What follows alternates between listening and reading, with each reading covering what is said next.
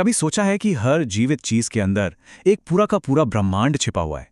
एक ऐसी दुनिया जो इतनी छोटी है कि दिखाई भी नहीं देती, लेकिन फिर भी हमारे अस्तित्व का, जीवन का असली आधार वही है। तो चलिए आज हम सब मिलकर इस सूक्ष्म ब्रह्मांड की यात्रा पर निकलते हैं। जरा सोचिए, धरती पर मौजूद हर जिंदा चीज, चाहे वो एक नन्हा सा बैक्टीरिया हो या फिर एक विशालकाय वेल, सबके सब कोशिकाओं से बने हैं। और ये सिर्फ शरीर बनाने वाली ईंटें नहीं है, बल्कि ये खुद में जीवन की सबसे बुनियादी, सबसे जरूरी इकाई है। तो आज की हमारी यात्रा का नक्शा कुछ इस तरह है। सबसे पहले हम जीवन के इन बिल्डिंग ब्लॉक्स के नियम समझेंगे, फिर इनके दो बड़े साम्राज्यों के बारे में जानेंगे, फिर हम कोशिका के अंदर का एक टूर करेंगे, ये भी देखेंगे कि जीवन खुद को आगे कैसे बढ़ाता है, और आखिर में इस दुनिया के विशाल पैमाने को महसूस करेंगे। तो चलिए शुरुआत करते हैं बिल्कुल बेसिक से, उन मूलभूत नियमों से जिन पर कोशिका की ये पूरी की पूरी दुनिया टिकी हुई है। देखिए, जीवन की बनावट को हम मोटे तौर पे दो हिस्सों में बांट सकते हैं। एक तरफ हैं अमीबा जैसे जीव, जो बस एक ही कोशिका से बने होते हैं, इन्हें हम एक कोशिकीय कहते हैं। और दूसरी तरफ हैं हम इंसान या बड़े बड़े पेड़ पौधे, जिनके शरीर में खरबों, जी हां, खरबों कोशिकाएं होती हैं, और इन्हें कहते हैं बहुकोशिकीय। वैसे इसकी खोज की कहानी भी बड़ी दिलचस्प है। सोचिए 1665 में रॉबर्ट हुक ने एक कॉक के टुकड़े में मधुमक्खी के छत्ते जैसे छोटे छोटे कमरे देखे और उन्हें नाम दिया सेल। बस यहीं से सब शुरू हुआ, और बाद में इसी खोज के आधार पर कोशिका सिद्धांत बना, जिसके 3 नियम आज भी बायोलॉजी की नींव माने जाते हैं। अब कोशिका की इस दुनिया में दो बड़े साम्राज्य हैं, मतलब दो मुख्य तरह की कोशिकाएं होती हैं, और इनके बीच का फर्क जानना बहुत जरूरी है। यहां स्क्रीन पर देखें, बाईं तरफ है एक प्रोकैरियोटिक कोशिका, कितनी सिंपल दिख रही है ना? और दाईं तरफ है यूकैरियोटिक कोशिका, जो देखने में काफी कॉम्प्लेक्स लग रही है। और यकीन मानिए, ये जो बाहरी फर्क दिख रहा है ना, यही इनके काम करने के तरीके में जमीन आसमान का अंतर पैदा करता है। तो सबसे बड़ा अंतर क्या है? वो है न्यूक्लियस, यानी नाभिक। प्रोकैरियोट्स में कोई न्यूक्लियस नहीं होता, उनका डीएनए बस यूं ही कोशिका में तैरता रहता है, जैसे बैक्टीरिया में होता है। लेकिन यूकैरियोट्स, उनमें एक असली प्रॉपर न्यूक्लियस होता है, जो डीएनए को संभाल कर सुरक्षित रखता है, जैसे कि हम लोगों की या पेड़ पौधों की कोशिकाएं। तो चलिए अब दरवाजा खोलते हैं और इस छोटे से शहर के अंदर एक टूर पर चलते हैं। देखते हैं कि अंदर क्या क्या है। हर शहर की एक बाउंड्री होती है, एक सिटी सेंटर होता है ना? कोशिका भी बिल्कुल वैसी ही है। इसकी बाहरी दीवार है कोशिका झिल्ली, जो एक गेट कीपर की तरह है। कौन अंदर आएगा, कौन बाहर जाएगा, सब यही तय करती है। अंदर जो जेली जैसा पदार्थ भरा है, वो है साइटोप्लाज्म। समझिए, ये शहर की जमीन है जहां सारी हलचल होती है। और बीच में है न्यूक्लियस, यानी शहर का सिटी हॉल, जहां से सारे बड़े फैसले लिए जाते हैं। अब कोई भी शहर बिना बिजली और बिना फैक्ट्रियों के तो चल नहीं सकता, तो हमारे इस सेल सिटी में भी ये सारे इंतजाम हैं। चलिए मिलते हैं इस शहर के पावर प्लांट और इसकी फैक्ट्रियों से। इसे तो शायद हम सबने स्कूल में पढ़ा है, mitochondria, the powerhouse of the cell. इसका काम बहुत सीधा है, लेकिन सबसे जरूरी, लगातार एनर्जी बनाना। ये एटीपी नाम की एनर्जी करेंसी बनाता है, जिसके बिना कोशिका का कोई भी काम नहीं हो सकता।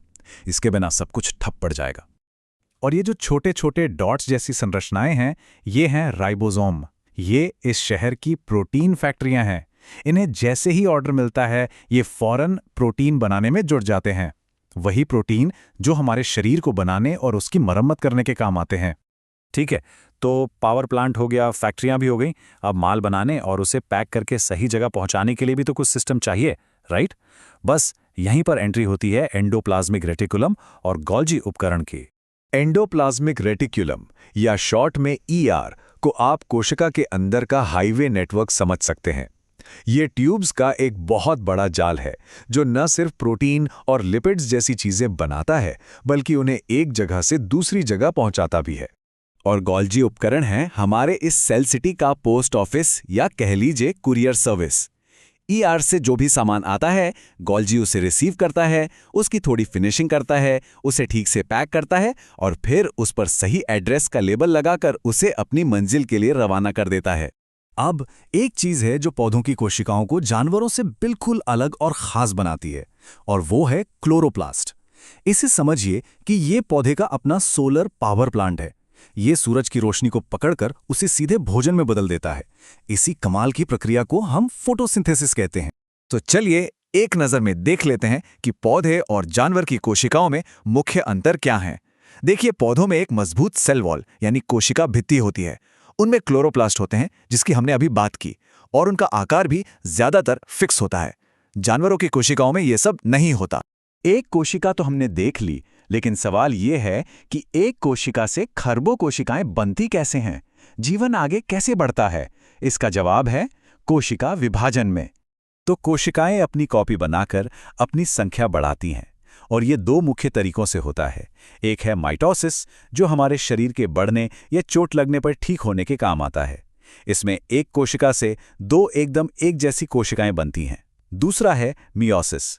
ये प्रजनन के लिए होता है और इसमें एक कोशिका से 4 बिल्कुल अलग यूनिक कोशिकाएं बनती हैं। हमने कोशिका के अंदर तो घूम लिया, अब जरा जूम आउट करते हैं और देखते हैं कि ये दुनिया असल में कितनी विशाल है। स्क्रीन पर ये जो नंबर दिख रहा है 37 ट्रिलियन, जानते हैं क्या है? ये एक औसत इंसान के शरीर में मौजूद कोशिकाओं की संख्या है। 37 के आगे 12 जीरो।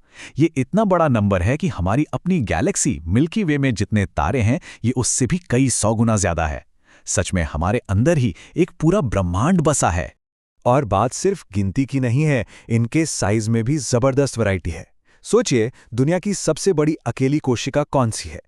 एक शुतुरमुर्ग का अंडा। और सबसे छोटी, वो तो बैक्टीरिया है। और सबसे कमाल की बात, हमारे शरीर के अंदर जो नर्व सेल्स होती हैं, उनमें से कुछ तो 1 मीटर से भी ज्यादा लंबी हो सकती हैं। है ना कमाल की बात? तो आखिर में सारी बात बस इस एक विचार पर आके टिक जाती है। कोशिका के बिना जीवन की कल्पना भी नहीं की जा सकती। ये सिर्फ शरीर बनाने वाली ईंटें नहीं हैं, बल्कि ये वो छोटी छोटी जिंदगियां हैं जो मिलकर हमें जीवन देती हैं। तो अगली बार जब आईने में देखें तो याद रखिएगा कि आपके अंदर खरबों छोटे छोटे शहर हैं जो बिना रुके सिर्फ आपके लिए काम कर रहे हैं। सोचकर देखिए, क्या एक कुदरत की सबसे शानदार इंजीनियरिंग नहीं है?